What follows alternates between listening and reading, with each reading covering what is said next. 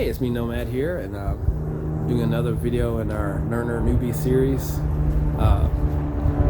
and how to be an urban nomad.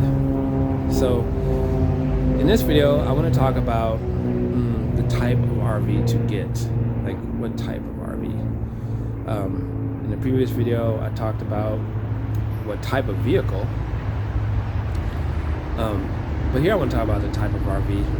What are the different types of RVs out there, and which one should you get?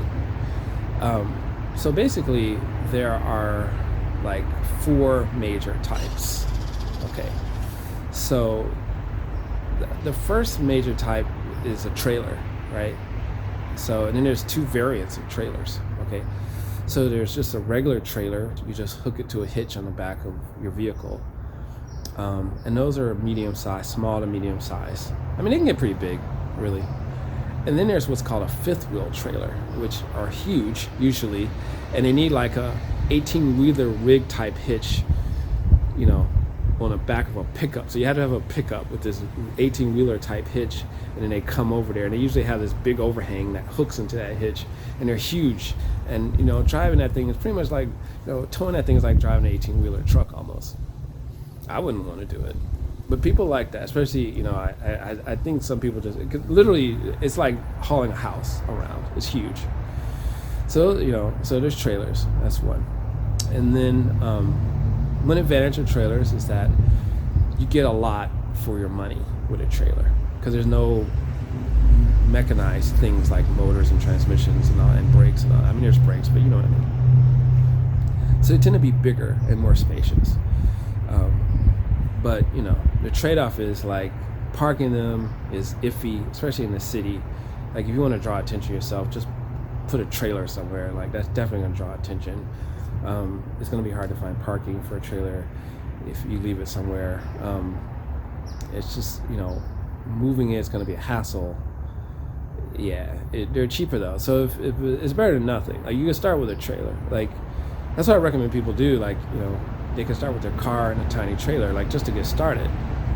I mean, I think a car and a trailer is better than just living in a car or an SUV, if you can. Because you can get a really tiny trailer to tow, and you can leave it in certain places. You just have to check the regulations and see if people are, you know, how much are they enforcing those regulations.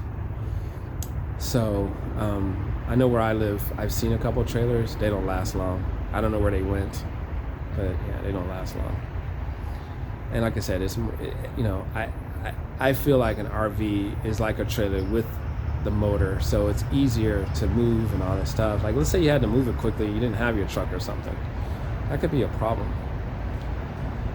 So I don't really recommend that, but I recommend it over just an SUV. I mean, just to get started, like, cause they're cheap. Like you can get them for a couple $100. Like you can get them for free. Like if you look on Craigslist, you can. I'm gonna do another video about how to find an RV really, really cheap, like I did. I paid $1,300 for mine. It's 30 foot long, and I'll tell you the secret to how I did that. I also have a video called how to find a boat really, really cheap, and I'll put the link in the description. That's like my #1 popular video, almost. So the next type of RV there is, so I'm kind of go through the history. Like, so this kind of started in the 20s and 30s when cars first came around, and someone got this brilliant idea to like live in a truck or something. So basically, the first type is called Type A, and it's like, it looks like a bus. So someone took a bus and converted it into a camper, right? And those were the first mobile homes. And so when you think Type A, think, you know, when you see those big RVs, I'll try to include a picture here, but when you see those big RVs on the city, on a highway or whatever, we usually think of, you know, with some seniors in them, some retirees. That's usually what we think of, and those are Type A's. And nowadays they have these things called slide outs that come out to give it more space. I used to think that with my family I had to have slide outs. You don't have to have slide outs. Like the RV we're in is perfectly fine. Like slide outs are just sort of a luxury. Like it just makes you feel more spacious. But for a family of 4, a Type A a regular Type A, because some of the older ones don't have slide outs, right? So the cheaper older ones, which is what you want, don't have slide outs, and it's fine. But they're bigger. It's like driving a truck, so it's something to get used to. It took me a while to get used to that. But if you've driven a U-Haul truck, you can do it. It's just a little bit harder, but it's very similar to, imagine the driving the biggest U-Haul truck. That's what it's like. I'm just going to give a quickie overview here, so I'm not going to go into mega detail. So, Type A's tend to be stronger, more hardy vehicles, what you want. You want something strong like that and reliable, like a truck, but the problem is, like a truck, if it breaks down, it's going to be expensive. The maintenance is going to be way more expensive. Just like a car, like anything on a truck is going to be more expensive than a car, right? Like that's what it's like with Type A's. So the other type is, I used to wonder about this, like why are camper vans called Type B? Like I didn't understand that, but then I figured it out. So camper vans are called Type Bs. And basically someone took a van and they made a little camper. You think of those little Volkswagen Vanagons. I hear those aren't very good, but that's, those are like some of the first camper vans that were done. And basically it's like a van, but it's got all the RV stuff crammed in there. And like I said in other videos, I recommend that for couples or single people, not for families. It's just too small. But it's a great, you get like all the RV benefits and the car benefits combined, because you can move and you can get around and maneuver, you can be stealthy, no one really notices you. They're definitely going to notice you in an RV, for sure. So that's a factor. You can park easier, it's much easier to find parking, blah, blah, blah. Try to back up or do parallel parking with a 30-foot RV is not fun, okay? So the other type is Type C, and Type C is basically someone got the idea of like, what if I took a camper van and I just, a regular van, and I just like stuffed the biggest like, truck camper I could on there. That's why they have the overhang, just like the truck campers, right? And so they kind of came after. So that's why they're called Type C, which didn't make sense to me at first, but now I understand. So those are those RVs you see where they have like a van truck front, but then they have that overhang. So usually when you see the overhang, then those are Type Cs. You might wonder what's the difference between Type A and Type C, which is better.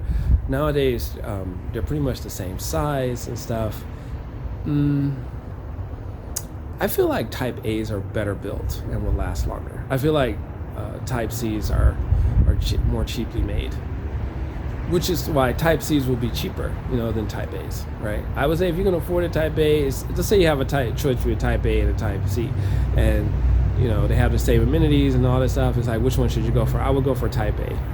It's going to be better, And Type C's, they're just cheaply made for the most part, And then there's the issue of the front, people like the idea like Type A, you can kind of utilize the driver and passenger side as more of a living space sometimes. In my case, I'm not really using it. I like store stuff up there and that's it. Sometimes the seats turn around and like you can eat together or something, but it kind of goes unused anyway. I don't know if that matters, because Type C's, the living area is kind of the driving area is separate from the RV. Sometimes there's a little entry there, because a lot of times, sometimes you have to get out and get in the RV. It just depends. And people think, well, I can't utilize that space, so it's less space. I don't know if it matters. My main issue for me is that they're just not as well built, I used to think that overhang space was, I needed that. I used to think I need that bed up there. I need more beds, right? But a lot of the newer Type A's actually have beds that come down over the driver and passenger side. I'll try to show a picture. So if that's an issue, you can find a Type A that does that. Yeah, there's some setups. You can put your own bed up there. I don't know how much of an issue it is. I would mainly go with Type A if you can afford it, just higher quality. So less hassle and stuff, especially when it comes to like leaking roofs and all this stuff. So yeah, that's kind of it. Those are the main types. Which type should you get? It's like, I don't know. I feel like if you see an RV or something that really gets your passion going, like it gets you excited. It's like a boat. Like if you find one that you just fall in love with, like, oh, I love it. Like that matters. Like that's more important than the practicalities, because if you really love it, you're gonna take care of it. You're gonna figure things out. You're gonna be excited. You're gonna want to work on it. Like that matters. So I would say finding an RV that you're happy with, that you're excited about. Like, oh, this is cool. Can't wait to live in this and drive this. Go places in it, like that. Even if it's old and needs fixing up, you'll feel inspired. Like you'll feel like, can't wait to fix it up, and make it beautiful again. You know what I mean?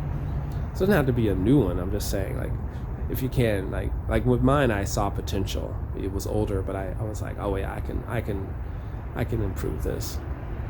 And I think how it looks matters too. Like, so don't get an ugly one that you're not, just, let's say it's ugly but practical. Like, don't do it. Like, I think it matters how it looks, and it's definitely going to matter when you're out in the world, and how people treat you, especially when you're trying to park and stay stealthy and stuff. And we'll talk about that in another video, but it's definitely going to matter. So if it if it looks good or has the potential to look good, then that's definitely a factor. If it's like really ugly and it just like it's always going to be ugly, like I wouldn't get it. You're just going to hate it. You want something like you can be proud of, like this is my boat, this is my ship. You know what I mean? Like that. Like I tend to think of my RV as like a land ship, That's what it feels like. So yeah, that's kind of a quickie overview of the different types. I'm gonna go more into detail later. So yeah, if you have any questions, please like and subscribe, and please share this with anyone that you know that might be thinking about this lifestyle, as I want to help as many people break out of the matrix as possible.